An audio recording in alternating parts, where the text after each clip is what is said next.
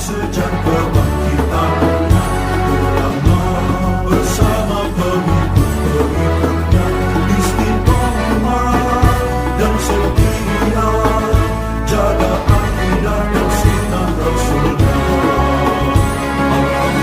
Alhamdulillah segala puji baginya ulama bersama pengikut-pengikutnya istiqomah dan setia menjaga agama nusa dan bangsa. Mari kuatkan niat kita, kita bulatkan tekad kita, terus lanjutkan amal kita, mengembangkan hikmah kita. Assalamualaikum warahmatullahi wabarakatuh.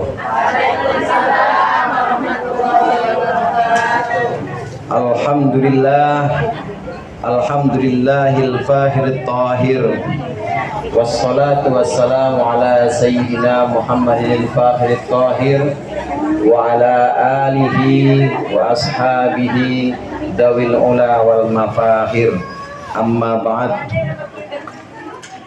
Hadratil mukarramin wal mukarramat, al muhtaramin wal muhtaramat, para ustaz, para ustadzah, wabil khusus Ustaz Khairul Anam, Ustadzah Nurul Hilaliyah, segenap orang tua, para ibu hajjah, khususnya Umi Jidah, dan seluruh jamaah pengajian Majelis Ta'lim Nurul Anam serta para undangan yang berbahagia.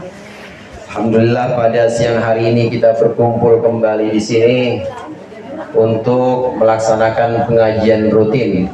Namun ada yang beda di sini, pada ngunyah semua. Beda dari biasanya, yang biasanya kagak berani sekarang berani-beraninya. Insya Allah barokah maulid, makanan yang ibu sudah bawa dan sudah ibu makan ini insya Allah jadi obat buat penyakit zahir batin. Amin ya rabbal alamin. Datang di sini untuk membacakan riwayat maulid, untuk membacakan cerita, kisah-kisah serta sholawat yang kita bacakan dan kita mohonkan ini nanti pahalanya kepada Rasulullah Sallallahu Alaihi Wasallam. Dalam hidup ini, ibu-ibu, tentu ada tantangan. Tidak mungkin hidup mulus-mulus saja. Pasti ada cobaan, pasti ada kesulitan-kesulitan. Bahkan untuk seorang yang paling sempurna sekalipun, yang akhlaknya paling mulia, tetap saja ada orang yang tidak suka. Nabi Muhammad SAW ini orang yang paling akhlaknya mulia, tapi tetap aja ada orang yang kontra dengan Nabi Muhammad. Ada orang yang benci dengan Nabi Muhammad. Betul apa enggak, Bu? Banyak orang-orang musyrik Quraisy yang memusuhi Nabi Muhammad hanya karena Nabi Muhammad mengucapkan la ilaha illallah. Orang-orang kafir saat itu mengucapkan, itu lagunya apa Muhammad? Lagu apa itu? Tuhan udah banyak-banyak, Tuhan udah cakep-cakep, ada ratusan, kenapa dijadiin cuma satu? Orang-orang kafir Quraisy, orang-orang musyrik Quraisy itu punya satu mindset. Tahu mindset, Bu? Kalau mini set tahu nggak? Mindset itu paradigma. Paradigma lagi, makanan apa itu paradigma? Paradigma itu pola pikir. Tahu pola pikir, Bu?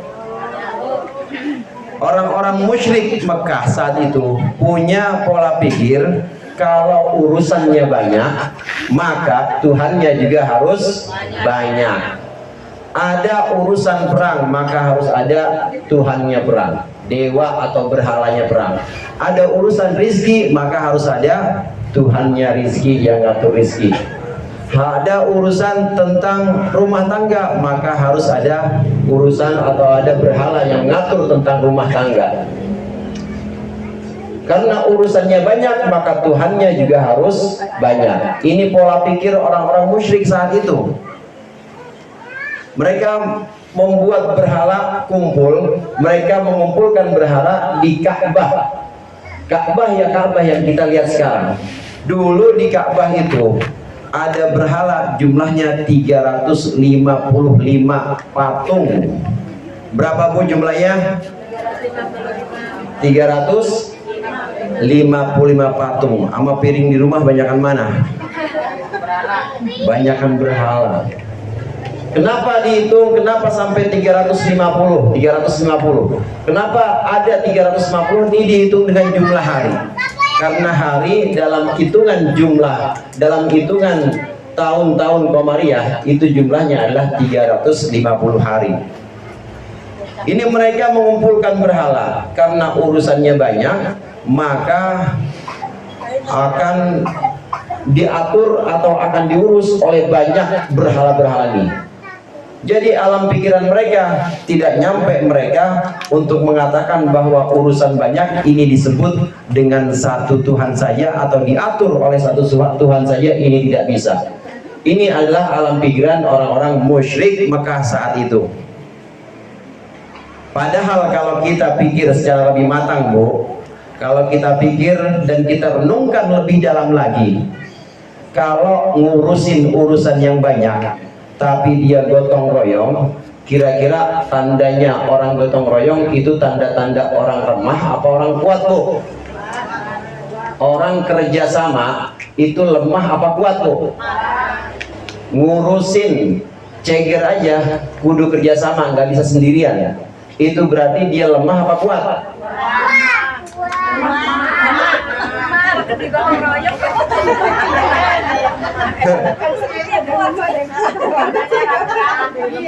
Dia ngurusin urusan ini nggak sendiri, ngurusinnya rame-rame, dikeroyok tuh urusannya supaya cepat rapi, cepat kelar.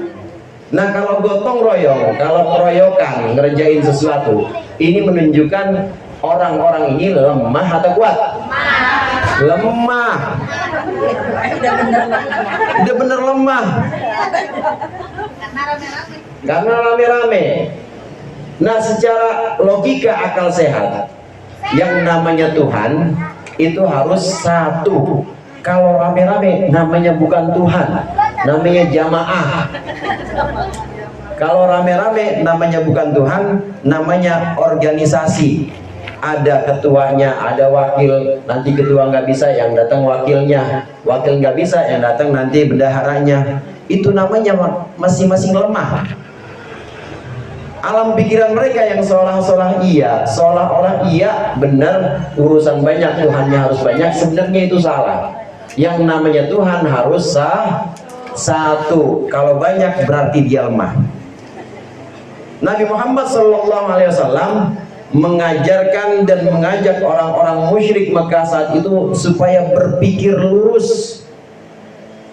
Kalau Tuhan yang sesungguhnya pasti cuma satu. Kalau lebih dari satu berarti dia kerjasama. Kalau kerjasama berarti lemah apa kuat? Lemah. Ini pikiran yang lurus, logika yang benar adalah selalu menyatakan bahwa Tuhan pasti satu. Nabi Muhammad SAW masa-masa awal dakwah di Mekah ini diperintahkan oleh Allah, wa anzir ashiratakal aqrabin. Nabi Muhammad diperintahkan oleh Allah, wahai Muhammad, anzir ashiratakal aqrabin, berikanlah peringatan kepada keluarga-keluarga terdekatmu. Kasih peringatan kepada encingmu, encekmu, babak, engkong, ponakan, saudara semua yang terdekat, kasih tahu Muhammad, wa anzir ashiratakal aqrabin. Wahyu Al-Quran ini turun, Nabi Muhammad kemudian mengumpulkan orang-orang, mengumpulkan keturunan Quraisy, Bani Quraisy, Nabi Muhammad naik ke atas bukit, namanya Bukit Sofa. Ada yang namanya Sofa di sini?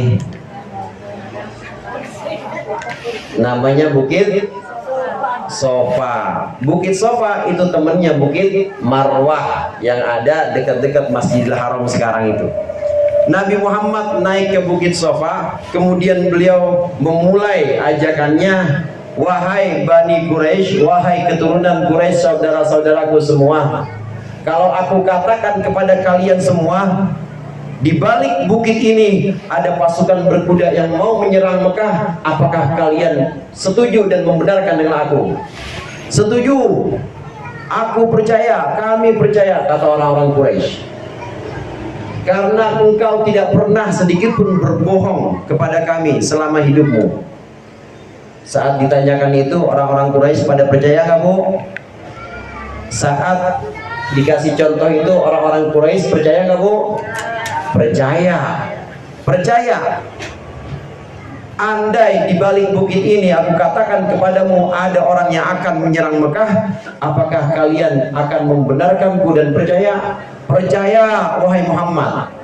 Manggilnya masih Muhammad aja, belum semuanya iman. Percaya, wahai Muhammad, karena engkau tidak pernah berbohong sedikit pun kepada kami.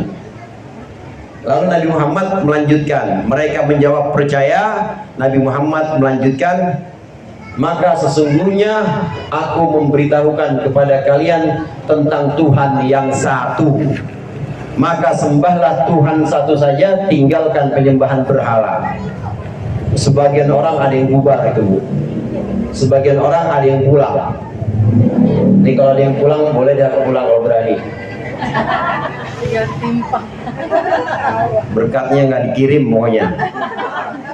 Sebagian orang ada yang pulang ketika Nabi Muhammad menyampaikan, ketahuilah bahwa aku mengajak kalian untuk menyembah satu Tuhan saja. Tidak ada Tuhan selain Allah. Yang paling kencang suaranya, yang paling lantang dan keras, ada seseorang, ini masih pamannya, masih encing, masih omnya Nabi Muhammad. Dia mengucapkan, tabban laka sa'irul ayyam. Celaka engkau seumur hidupmu Muhammad. Alihada jama'tana, kata orang itu. Apakah cuma karena ini engkau mengumpulkan kami semua? Capek-capek orang tua dikumpul-kumpulin, capek-capek saudara-saudara datang dari jauh di sini untuk mendengarkan, engkau mengumpulkan kami cuma buat ngomong gitu doang. Tabban laka sa'irul ayyam. Celaka kau Muhammad seumur hidupmu. Kata orang ini nih. Maka turun ayat, tabbat yada abi lahabiu wa tab. Saat dia mengucapkan celaka engkau Muhammad seumur hidupmu, maka Allah jawab, tabbat yada abi lahabiu wa tab.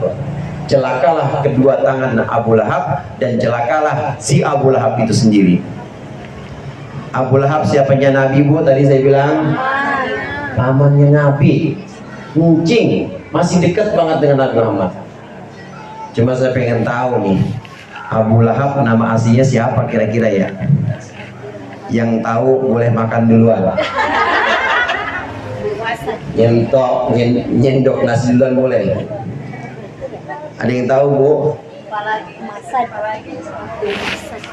Siapa, Wi? Abu? Nama asli Abu Lahab.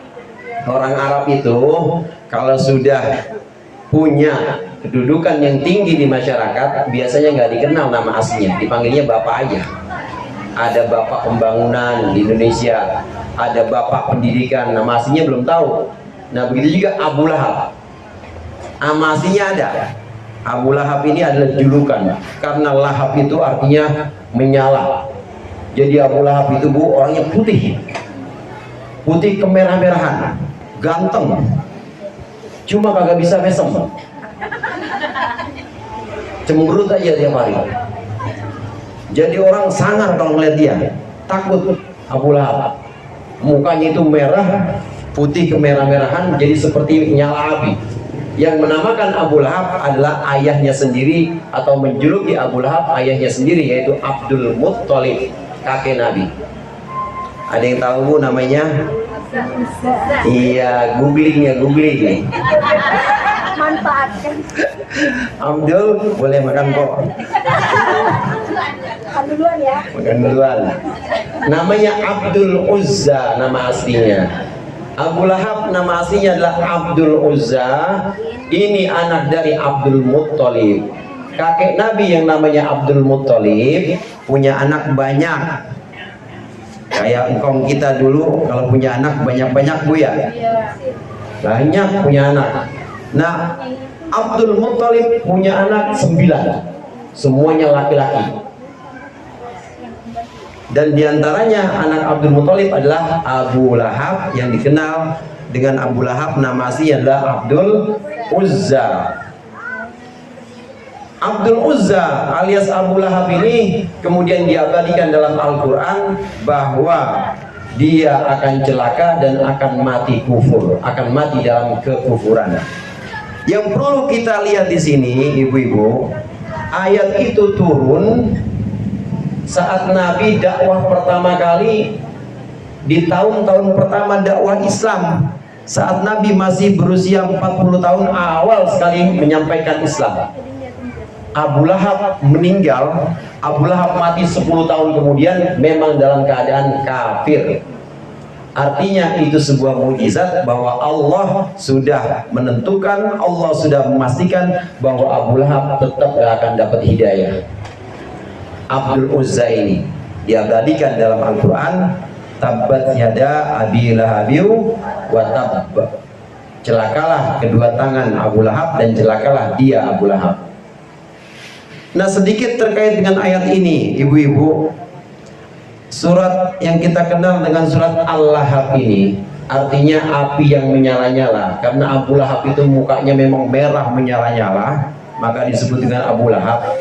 Pernah satu waktu ada seorang sahabat, beberapa sebagian, tidak semua sahabat, ini ada yang melihat putrinya Abu Lahab jalan, kemudian dipoyokin, diledekin. Ya binta hatobin nar, ya binta hatobin nar, saya selanaron datalahab wa mru'atuhu hammalatal hatab. Hatab itu artinya kayu bakar. Anaknya Abu Lahab muslimah, anaknya Abu Lahab perempuan, lagi jalan-jalan kemudian ada yang ngeledekin dia, ya binta hatobin nar, anaknya kayu bakar neraka, anaknya kayu bakar neraka. Nangis, ngadu kepada Rasulullah,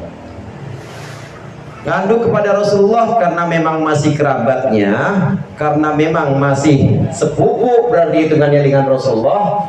Maka Rasulullah bilang, itu kenapa ada orang yang kayak begitu? Maksudnya kenapa itu ada yang sampai meledek menyakiti keluargaku? Meskipun ayahnya seperti itu, maka tidak layak disakiti, karena itu termasuk Alu Muhammad, karena itu termasuk keluarga Nabi Muhammad. Keluarga Nabi Muhammad yang sering kita sebutkan dalam salawat, Allahumma sholli ala Sayyidina Muhammad wa ala Ali Sayyidina Muhammad. Ya Allah, berikanlah salawat dan salam kepada Nabi Muhammad dan juga kepada keluarganya Nabi Muhammad. Kalau dalam doa salawat maka kita termasuk keluarganya Nabi Muhammad. Kalau makomnya atau kalau konteksnya konteks doa dalam salawat, maka kita termasuk Alu Muhammad. Ya Allah, berikanlah salawat, rahmat, takzim dan keselamatan kepada junjungan kami Nabi Muhammad dan juga kepada keluarga Nabi Muhammad, maksudnya orang-orang Islam seluruhnya termasuk jamaah Nurul Anam. Amin. Dapat keselamatan, dapat rahmat, takzim. Ini kalau keluarga Muhammad dalam konteks doa. Beda lagi kalau keluarga Nabi Muhammad dalam konteks zakat.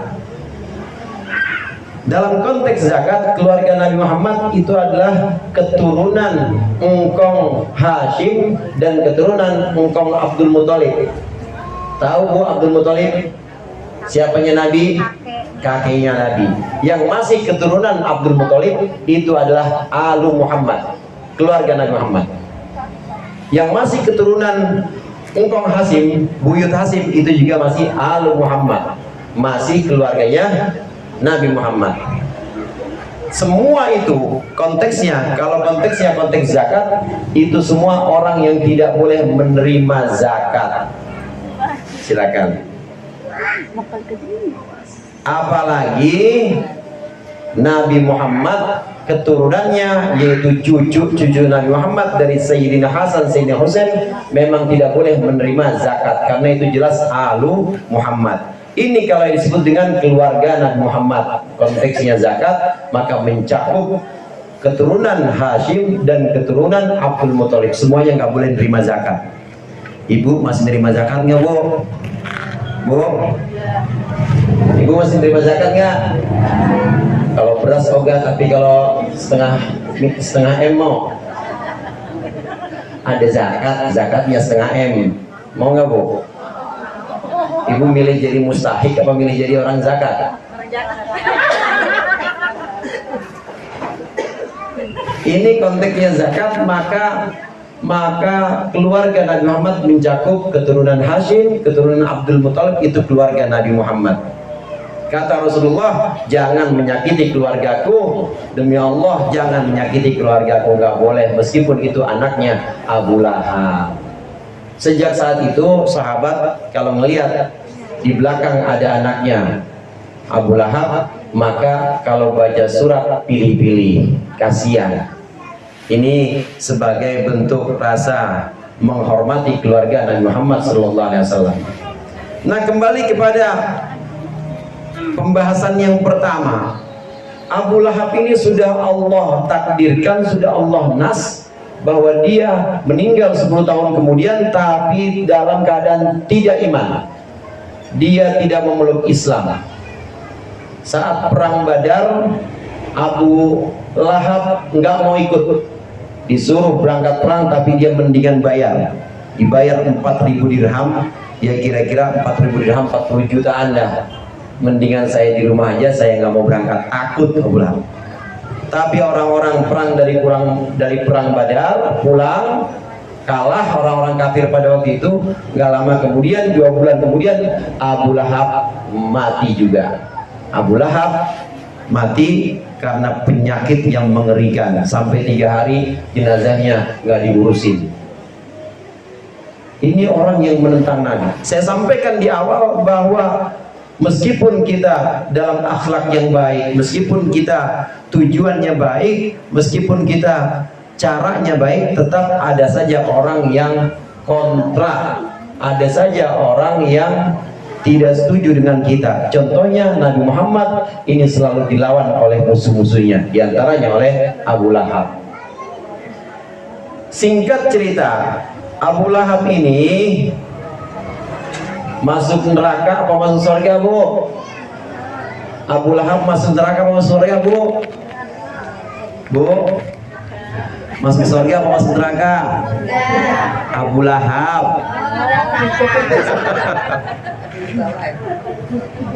Kemagetan deket sama nasi, jadi kagak konsen, Bu, ya. Iya. Abu Lahab masuk neraka apa masuk surga, Bu? Masuk neraka masuk surga? Masuk neraka. Masuk neraka. Tabbat yada abi lahabin wa tab, ma agna anhu maluhu wa ma kasab, sayasla naron data lahab. Masuk neraka. Sayasla naron, dia akan masuk neraka data lahab, yang punya api yang bulat-bulat atau api yang berkobar-kobar. Wa imra'atuhu hammalatal hatab, istrinya juga yang tukang bawa kayu bakar. Fi jidha hablum min masad, yang di dalam pundaknya itu ada tali dari jerami. Ini dua-duanya masuk neraka dan kekal, Bu, masuk nerakanya, karena memang meninggal dalam keadaan kufur atau tidak iman kepada Nabi Muhammad sampai wafatnya. Kalau yang ketika meninggal atau dia di akhir hayatnya sempat iman kepada Nabi Muhammad, ya pasti masuk surga. Tapi Abu Lahab tidak. Abu Lahab masuk neraka. Jadi saya tanya ulang, Abu Lahab masuk neraka apa masuk surga, Bu? Neraka. Apakah dia masuk surga nanti? Enggak, selamanya di neraka. Cuma kemarin, Bu, kemarin hari Senin kemarin, Bu, itu Abu Lahab dapat keringanan siksanya. Diringankan dengan izin Allah, dengan barokah Rasulullah SAW, dengan syafaat Rasulullah. Setiap hari Senin ada keringanan siksa buat Abu Lahab. Dari tangannya Abu Lahab ini keluar air, dan dia bisa minum itu di neraka. Orang-orang kafir yang lain gak bisa minum, tapi Abu Lahab bisa minum itu dari jari-jarinya di neraka. Yang lainnya nggak bisa, cuma bisa yang diperbolehkan untuk minum hanya Abu Lahab. Ini diceritakan oleh Abbas bin Abdul Muthalib. Siapa itu Abbas bin Abdul Muthalib? Paman Nabi juga, adiknya Abu Lahab. Abbas bin Abdul Muthalib ini mukmin, asalnya memang ingkar, tapi kemudian masuk Islam. Saat Abu Lahab meninggal, saat Abu Lahab mati, wafat, Abbas bin Abdul Muthalib yang juga adiknya Abu Lahab ini ngimpi, diperlihatkan oleh Allah bahwa Abu Lahab ada di neraka, tapi setiap hari Senin Abu Lahab dapat keringanan, dari jari-jarinya keluar air, mirip dengan air Indomaret, air gunung. Yang harusnya di neraka itu hamiman wa ghassaqo, yang harusnya di neraka itu minumnya air panas dan nanah, tapi hari Senin Abu Lahab bisa dapat air mineral dari jari-jarinya.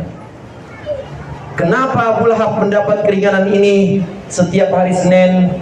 Ada yang tahu kira-kira kenapa, Bu? Kenapa Abu Lahab dapat keringanan setiap hari Senin?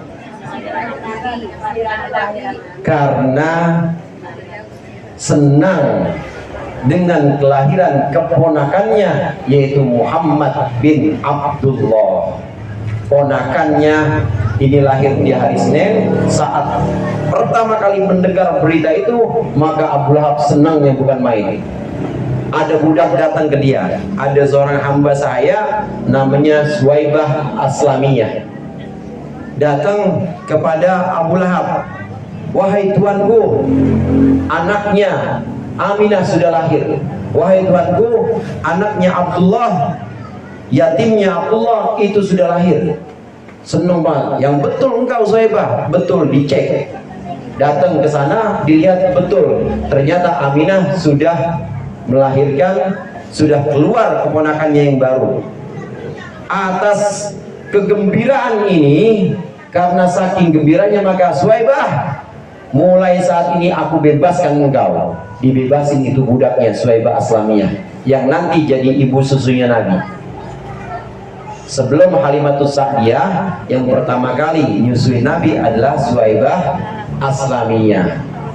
Bebas, Suwaibah Aslamiyah dimerdekakan oleh Abu Lahab. Saking girangnya, saking senengnya, karena mendengar berita di Senin pagi waktu itu, mendengar berita di hari Senin waktu itu, ponakannya yang baru ini lahir, dibebasin Suwaibah Al-Aslamiyah.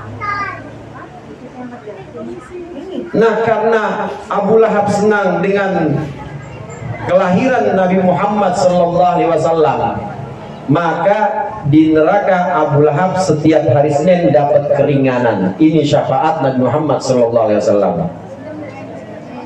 Saya tanya sama ibu, Abu Lahab meninggalnya kafir atau iman, Bu? Kafir. Abu Lahab semasa hidupnya, selain saat Nabi Muhammad lahir, semasa hidupnya Abu Lahab cinta enggak dengan Nabi Muhammad? Enggak. Udah kafir, wafatnya atau meninggalnya benci lagi sama Nabi Muhammad.